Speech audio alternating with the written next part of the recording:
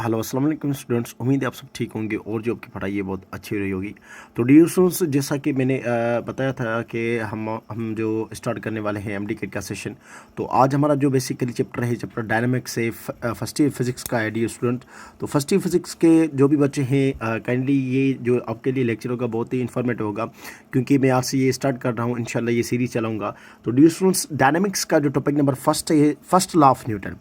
अच्छा भाई, न्यूटन कौन था? Sir Isaac Newton basically scientist है जिसने हमें फिजिक्स के बारे में बहुत ही लॉज दिए हैं, बहुत कुछ बताया है। तो एक लॉ दिया था जिसका नाम है फर्स्ट लॉ ऑफ न्यूटन, और इसको हम कहते हैं फर्स्ट लॉ ऑफ मोशन। तो relations if a body is in a rest, ये जो सर आइजैक न्यूटन है वो कह रहा था कि कोई भी दुनिया में अगर कोई बॉडी हो, अगर वो किस में हो, रेस्ट में हो, आर इन अ मोशन, या वो किस में हो, मोशन में हो। तो डियर्सुस दो बातें कही थी सर आइजैक न्यूटन ने। एक ये कि अगर कोई भी बॉडी होगी अगर वो रेस्ट में हो, ओके, और दूसरी बॉडी अगर वो मोशन में हो, ठीक है, always remain in same position. मतलब अगर बॉडी रेस्ट में होगी तो रेस्ट में ही होगी, अगर मोशन में होगी तो मोशन में ही होगी, until no one applied force on it, जब तक कोई भी फोर्स उस पर अप्लाई ना करे। अच्छा, ये कैसे? ये तो कह सकते हैं कि भाई हमारी जनरलाइज लाइफ में कोई भी बॉडी रेस्ट में होगी, सपोज कल ये पेन है, ये पेन मैंने रख दी, अगर कोई भी फोर्स में नहीं अप्लाई करूंगा तो ये जब तक मैं रखूं इसको रख सकता हूं। लेकिन मोशन का क्या सीन है? तो ड्यूस मोशन का कुछ ऐसा सीन होता है, तो वहां पर फोर्सेस अप्लाई होते हैं, जैसा कि यहाँ पर बाल है, ये टेबल पर बाल पड़ा है।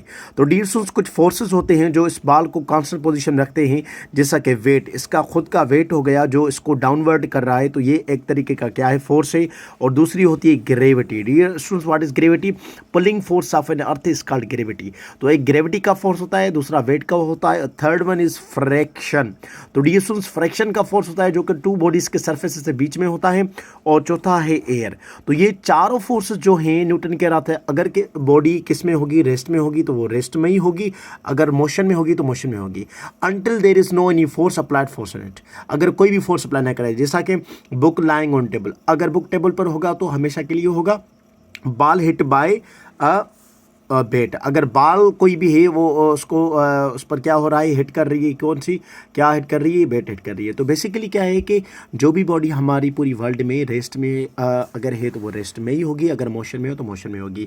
ये एक तरीके की क्या है डियर स्टूडेंट्स, हमें रेस्ट बॉडीज जो मिलती हैं कि भाई हाँ हम समझ सकते हैं कि भाई जो भी रेस्ट वाली बॉडीज़ हैं वो तो रेस्ट में ही होंगी। लेकिन मोशन अगर अब समझ में नहीं आ रहा तो काइंडली इस पर फोकस करें कि चारों फोर्सेस के बारे में न्यूटन ने बताया था कि अगर कोई भी फोर्स अप्लाई नहीं होगा किसी भी बॉडी पर तो वो हमेशा के लिए मोशन में ही होगी। क्योंकि आप देख सकते हैं, इसका एग्जांपल आप ऐसे लें कि हमारी जो स्पेस है, आप पूरी जो वर्ल्ड का ग्लोब है उसके बाहर चले जाएं, मून पर चले जाएं या स्पेस में चले जाएं, वहाँ पर ग्रेविटी डियर स्टूडेंट्स नहीं है, ना ग्रेविटी है ना वेट एक्यूरेट करते हैं। क्योंकि वेट भी क्या होता है, मास होता है, उस पर ग्रेविटी अप्लाई होती है।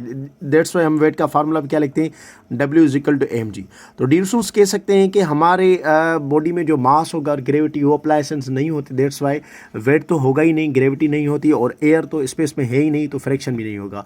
तो चारों नहीं होते, इसलिए जो भी बॉडीज स्पेस में जाती हैं वो फ्लाई करती है। इसका मतलब है कि न्यूटन के जो भी असम्पशन थे, जो भी बातें थी वो ठीक थी according to first law of Newton. क्योंकि इसने बताया था कि भाई कोई भी बॉडी होगी अगर रेस्ट में होगी तो रेस्ट में होगी, और अगर मोशन में होगी तो मोशन में ही होगी।